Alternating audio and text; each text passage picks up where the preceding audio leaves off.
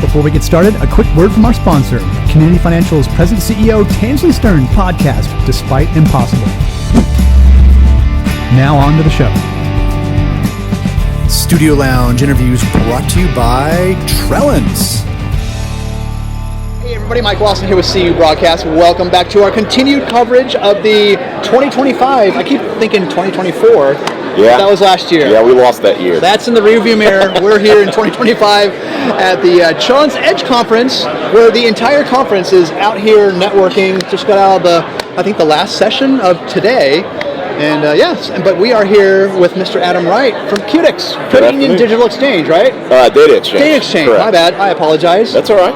But, you gave me a chance to clarify it. Good. Yeah. I did that on purpose. I know.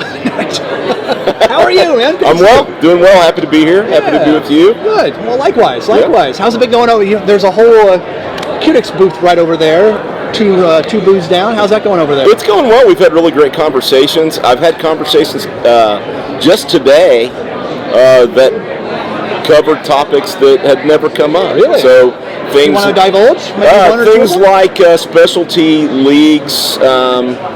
I don't want to go into too much revealing detail, but the idea that there are credit unions formed to serve certain segments of the community, their community, that don't want to be absorbed by larger credit unions without the same types of focus, whether it's something like defense or a nationality of origin or whatever.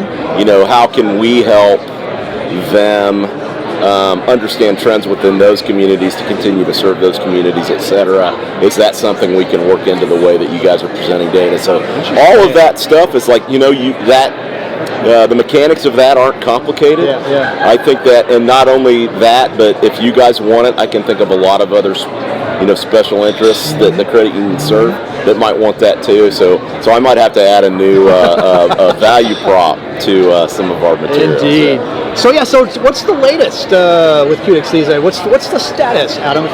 So admittedly, I would say that we came out of EDGE 2025 with a certain focus, and we have had some iterations with respect to just legality, how agreements need to work, how we need to structure this for pay, what our focus is, and we've kind of gone flat for a few months. So we really reconvened.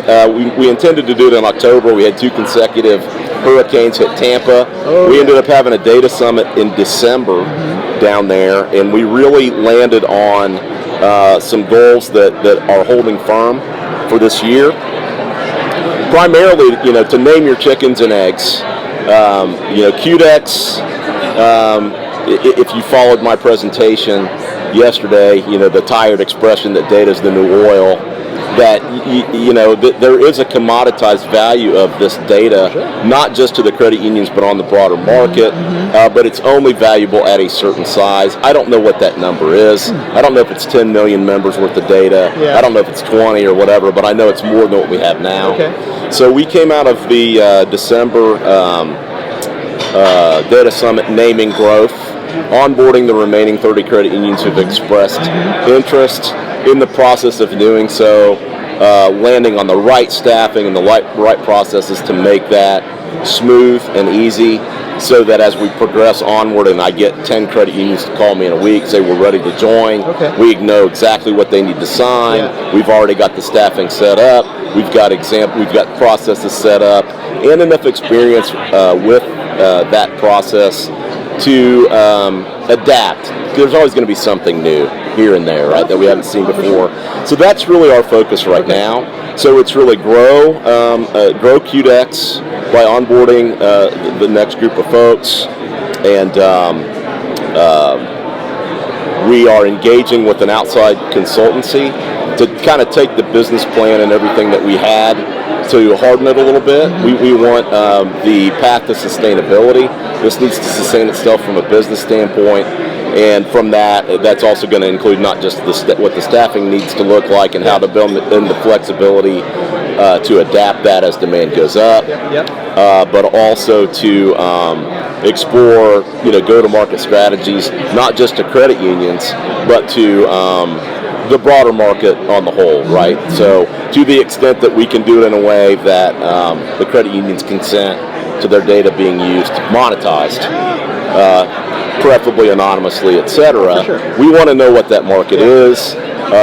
What we learn from them will drive what big enough is, or what elements need to be included if our data model needs to change a little bit. We want to identify that now. Well, can you share with the significance of that number you're talking about? 10 million, 20 million, 30, can you share with me the significance? Obviously, the more data you have, right, the better it's going to be. Yeah, more is better, and so I think the answer to what's big enough has to do with what the market wants to use it for. So, for example, in conversations with someone like a capital investment firm, they want to know something like how members are spending money, the trends, geographic trends, demographic trends, etc. This retailer versus that retailer, or this business sector versus that business sector. Is it different in California than it is in Ohio? Blah, blah, blah. And so we will learn from those types of potential clients for the data what would need to be included and the scale for there to be, statistical significance for them to inform their own decisions. And, that, again, will influence. I think the data model we've got should be able to answer all those, but, something new comes up, now's the time to identify it, right? So this is kind of a bit of an offshoot here, but where are we with the AI? Because obviously AI ain't nothing without good data, right? So are you guys dealing with that at all as far as the data you're gathering and share and being able to share? So how does that, I guess, parlay into some really effective AI models for credit unions moving forward? So there's two good points, I think, that come out of answering that question. The first is that coming out of the Data Summit, growth and this strategy are the priorities over developing a roadmap for CUDX to actually deliver use case. See, that's how I see it. Right. That's how I see it. So what we're doing, the other thing that came out of that was to empower a community of practice. So what we want are the credit unions themselves or potential vendors to have access to a tool set that works, a large diverse data set, and each other, so that if credit union X says, I want to inform this decision with this kind of dashboard, this kind of predictive model, etc., because it is built on this common platform and common data model, and with the spirit of collaboration that credit unions have, there's a vehicle for them to share those ideas with each other, possibly even crowdsource the development of these things. So that's one additional thing, right? Okay. The other thing that we're looking at, again, because of what credit unions, the diversity of the platforms credit unions come to us with that they need to integrate from to join, is we are looking at AI engineering solution partners to make it easier for credit unions to extract and prep their data for ingestion, because some credit unions, even if they have a good engineers, they're busy. So in the best case, large credit union can carve away time and talent, and this is really, they've already got a data warehouse or something. So to take existing processes and adapt them maybe is kind of a battle drill for them. It's not that hard. Other credit unions, this is net new, and any help they can get from something like an AI-driven engineering platform that knows how to get us to a 90+% solution. Those are things that are in the works. I would think, yes. Right? So they don't have to spend so much resources and time on getting their data. So we're in conversation with a couple of vendors, and we've had some demos there. Okay. And I don't want to throw any names out yet, but that is definitely something that we're excited about, that we think will just make it easier to participate. So everything you're hearing, right? The right kinds of agreements, the streamlined processes for getting things onboarded, and some help from partners to make it easy for credit unions that have trouble doing that themselves. That's really where we want this to go this year, 2025. Now the other question I think with AI is, again, we don't plan to deliver AI use cases or whatever, but everything that we've developed so far had in mind sort of the classic machine learning or dashboarding or whatever use cases in mind. So the ability to segment your members, to do propensity modeling for whether it's attrition or default or product acquisition or what have you, those kinds of data points in classic machine learning analytics give you the elements of a better question to ask AI. So instead of saying, what should I sell to Mike? I can say, you are your age, you have this history of interacting with our credit union, you use these channels, whatever. You know, not only what product might he want, what kind of messaging might he respond to, what channel should we use it in. Those are the places where I think we'll provide the pieces of those questions, and then we'll learn over time how to, you know, at what point CUDX itself helps with the AI portion of that, and that'll just be driven by our board. I think it's going to be tremendous. Right. I mean, I think you probably already know that, but the word in my head as you're talking there, Adam, is proactive. Yes. Being proactive, and then the hyper-personalization that you talked about a little bit earlier. So this is what really wows the member, because I know when my credit union does things like this, like, oh my gosh, they really know me.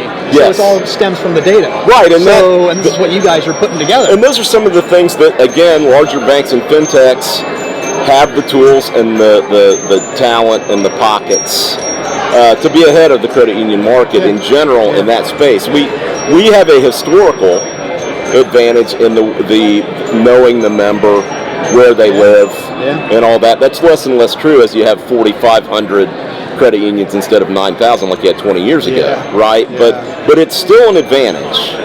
And so we don't necessarily have to do everything bleeding edge, but there are some things that are possible at scale now that they're getting cheaper, they're getting more attainable. You've got thought leaders like Lamont, who spoke earlier today, talking about what those things are.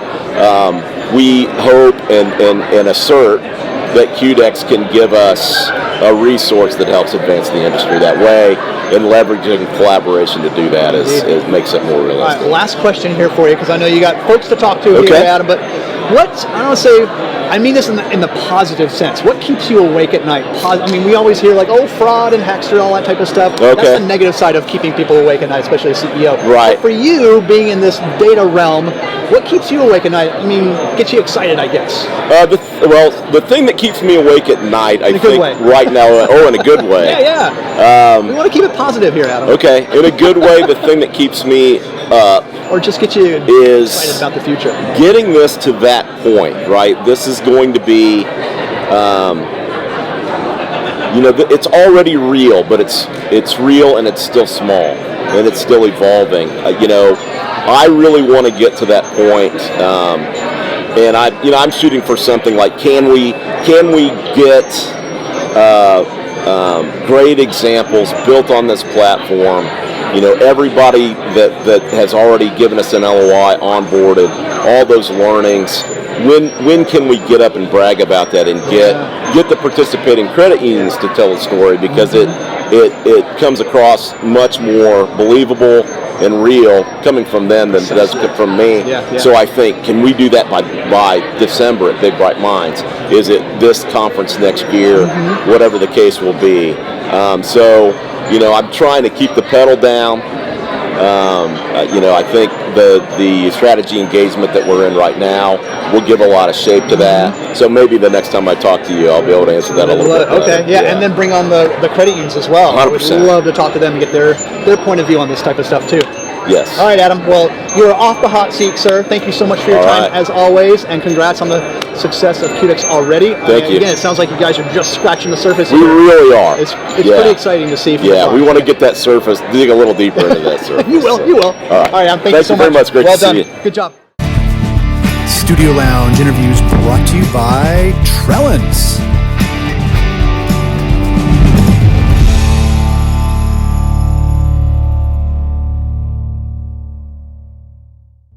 A quick word from our sponsor, Community Financial's present CEO, Tansley Stern's new podcast, Despite Impossible.